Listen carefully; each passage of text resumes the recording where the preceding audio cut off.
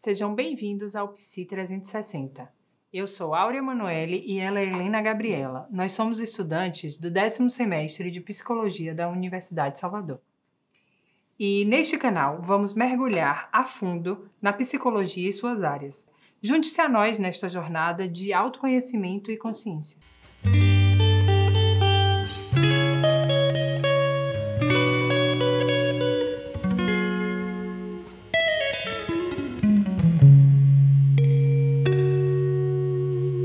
No episódio de hoje, vamos focar na psicologia social, uma área de extrema importância para a nossa sociedade que está presente em nosso cotidiano. E para esta conversa, convidamos o psicólogo social Rodrigo Márcio. Então, mestre Rodrigo, fala um pouco sobre o seu contexto psicossocial, referente à sua experiência, referente à média salarial do psicólogo social no Brasil e quais lugares o senhor atuou até então. Helena, muito obrigado pelo convite, a Áurea também, para falar aqui com o público de vocês. Quando eu começo a pensar na minha formação, eu não penso, e na minha atuação enquanto profissional, não é desde a formação, desde quando eu colei grau, não. Antes, para mim foi fundamental o lugar de produzir pesquisa, que foi minha primeira pesquisa com população trans e travesti. Foi a partir dessa atuação, enquanto pesquisador, que eu me aproximei da população trans, que eu me aproximei do trabalho em vulnerabilidade e pude começar a desenvolver e a pensar a importância da psicologia social. Quando você começa a me indagar sobre o lugar do salário, o lugar da formação, a gente tem que pensar uma coisa: a psicologia social, seja ela social ou a psicologia comunitária, ela não tem uma grande valorização. Se tem um lugar que é muito senso comum e muito confundido, inclusive, com assistencialismo. Por isso que é uma área pouco remunerada, pouco valorizada. Fala um pouco sobre as vantagens e desvantagens da atuação na área social e quais são os requisitos para atuar nessa área. Áurea, a sua pergunta ela é perigosa e bastante interessante, porque eu sou suspeito para falar dessa área, porque eu gosto muito. Então, a área que você pensa em público, pensa em diversidade, pensa em demanda, pensa em população, é um lugar que traz um dinamismo muito grande. Então, você precisa pensar, precisa estar ágil no pensamento e saber pensar em coletivo e também pensar em individual, porque você pode estar trabalhando numa família, mas pensar em um grupo, você pode trabalhar numa coletividade e pensar dentro de uma família. Então, é saber pensar macro, mas também pensar micro, pensar, por exemplo, que atuar com a população trans é um grupo, mas aí vai depender aí quais são as intersecções desse grupo. Mas se você for trabalhar talvez a população trans de São Paulo, é de um outro jeito. Se for a população ribeirinha, tá? Se a gente subir um pouco para o norte do nosso país, pensar no Pará, pensar no Amazonas, a forma de atuação vai ser diferente, porque o contexto que os indivíduos e aquela comunidade estão inseridos é diferente. Então, logo, pensar na nossa atuação, quem quer trabalhar na área, precisa aprender a pensar dentro de contextos. Não dá para simplesmente querer reproduzir um modelo de trabalho. Esse modelo de trabalho em social não se faz, porque cada população, cada sujeito, ele está inserido no espaço. E, de fato, pode ter a mesma questão, mas ele vai se apresentar de uma outra forma. Verdade. Quais são as principais limitações enfrentadas pelos profissionais da psicologia social no Brasil diante da relação à aplicação de práticas e pesquisas?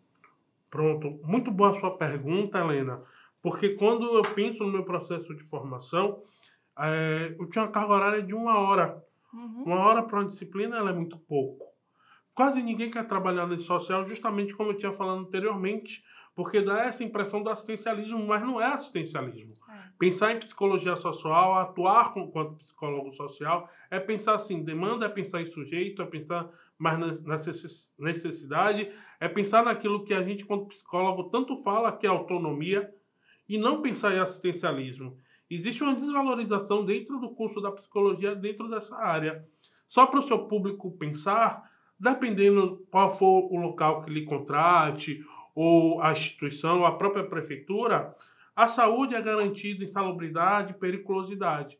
O pessoal, o profissional de psicologia social que vai atuar, seja no CRAS, seja no CREAS, seja no Conselho Tutelar ou dentro da área social, porque a gente pode pensar também no Centro POP e outros equipamentos, não tem direito. não recebe. Por quê? Porque a gente não pensa na exposição que o profissional sofre também quando ele está trabalhando. Sim, porque ali é o nosso local de trabalho. E como qualquer outro trabalho, a gente está suspeito a correr qualquer tipo de risco. Sobre os equipamentos psicossociais que estão dentro do SUAS e do SUS, como eles são fundamental para o atendimento completo e eficaz às famílias e indivíduos em situação de risco social. E quais são os benefícios dessa colaboração entre os equipamentos e a promoção do bem-estar social?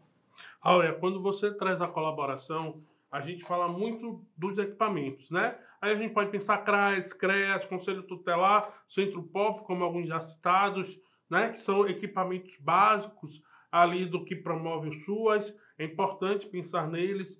Mas aí a gente, quando você traz a interlocução com a saúde, sim, porque o sujeito ele é psicossocial. Ele não é só de uma dimensão social. Eu preciso pensar como o social corta a saúde, assim como a saúde corta o social. Eu não posso só pensar no sujeito por um único lugar.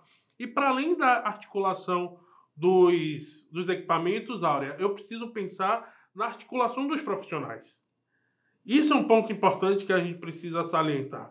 A gente precisa salientar também a disponibilidade do profissional e entender que isso tem um caráter ético de entrar em contato com outro profissional, de fazer um encaminhamento adequado, pensar em encaminhamento adequado, inclusive, não é só mandar escrito não, muitas vezes você precisa ligar, você dependendo do distanciamento, vai lá, faz um encaminhamento mais pessoal, isso é super importante, tá? Para que tenha um fluxo de qualidade.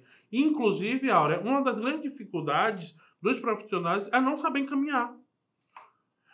Faz o acolhimento, faz o atendimento, mas não caminha de maneira adequada. Como assim?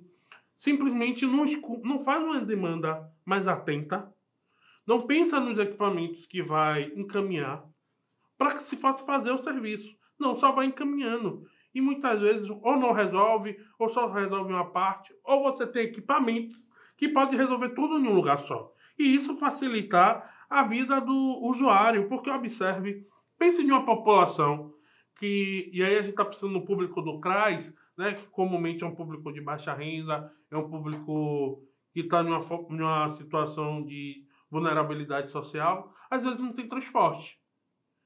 Sim, Rodrigo, é importante pensar nisso, sim, porque se ele não tiver transporte, como é que ele chega? Como é que ele acessa o serviço? Então, pensar em rede é muito importante para desenvolver o trabalho dentro do social. Quais são os desafios éticos que os profissionais da psicologia social enfrentam no contexto brasileiro, especialmente em relação à pesquisa com grupos vulneráveis e questões sensíveis de identidade de gênero e sexualidade? Como eu tinha falado anteriormente, a gente não pensa muito na psicologia social, então isso impacta no desenvolvimento, isso impacta na pesquisa, isso impacta em produção de teoria, porque o que produz teoria são as pesquisas. Se você não pesquisa, logo você não tem teoria. Se você não tem teoria, você não tem como dialogar e, inclusive, pensar em políticas públicas, pensar em desenvolvimento. Esse é um dos grandes problemas que a psicologia encontra quando a gente pensa em psicologia social, né? E aí fica também a mensagem para os seus colegas, para os seus telespectadores, a importância de pesquisa. A gente precisa pesquisar mais, a gente precisa pensar mais, elaborar mais, para pensar mais em teoria. Quando você pede para eu fazer esse recorte e falar isso em 2023 é delicado, porque no momento que se fala muito, não se querem se falar. Exato. Tá? Quando a gente fala de sexualidade, identidade de gênero, há 15, 20 anos atrás, a gente pouco se falava, ou se falava dentro de uma normativa. Hoje, e aí a gente toma, quando você pensa, o que, Rodrigo, a gente pode pensar em psicologia social? Pensar em trabalho com jovens, por exemplo. E aí, a psicologia precisa trabalhar, por exemplo, o estigma. Se há um lugar muito de que falar de sexualidade é falar de orientação sexual. Sexualidade é muito maior do que isso. Você pode pensar em afeto, você pode pensar em corpo, você pode pensar em cuidado, você pode pensar em higiene. Então, pensar em sexualidade, pensar em orientação sexual é um lugar muito pequeno. Você pode pensar em gravidez, você pode pensar em uso de contraceptivos. Então, observe quanta coisa a gente tem para falar para além das orientações sexuais, para além das identidades de gênero, sendo que essas pautas também são importantes para a vida do sujeito. É muito mais a gente pensar o que é que a gente gostaria de falar e trabalhar com essa população. E aí o psicólogo precisa adequar o conteúdo que ele quer trabalhar com a faixa etária. Tá? É importante, por exemplo, né, trabalhar a questão de corpo, a noção de corpo com crianças.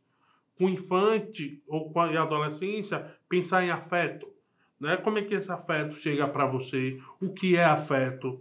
Inclusive, pesquisas apontam que crianças que trabalham, né, desde cedo, essa noção de corpo, de cuidado, quem pode, quem não pode, o que é, o que não é, tem prevenido muita violência sexual e tem servido também como denúncia, porque ela tem falado que, ó, meu pai fez isso, minha mãe fez aquilo e por aí vai. Então, olha a importância de pensar corpo para a infância, para a adolescência. E sim, o psicólogo pode desenvolver esse trabalho, por exemplo, dentro de um CRAS. Qual conselho você daria para estudantes de psicologia? Eu sempre digo, e aí agora vai ficar gravado, que os alunos precisam ter experiência em psicopatologia, precisam pensar, aprender a pensar pelo lugar da psicopatologia, mas digo também que eles precisam ter experiência na área social. Eles precisam pensar, inclusive, com o que é diferente deles. Não é pensar igual, é pensar diferente mesmo, é pensar de uma outra lógica, é pensar de uma outra forma, é pensar, inclusive, Aurelina, a noção e o dizer do que é, por exemplo, cuidado. O que a gente chama de cuidado, o que a gente está chamando de saúde mental. De repente, para muitos, saúde mental, e aí eu vou trazer signos, falas diretamente da comunidade, seja queimar uma carne ao final de semana. Queimar uma carne, para quem não é de Salvador, seja fazer um churrasco. No caso, algo terapêutico, a depender do ponto de vista da pessoa, sim. Talvez não seja fazer uma viagem, porque aquilo talvez não esteja no seu repertório, não seja possível vivenciar aquele lugar, mas seja queimar uma carne com os amigos, fazer esse churrasco, reunir as pessoas queridas e dar risada numa laje.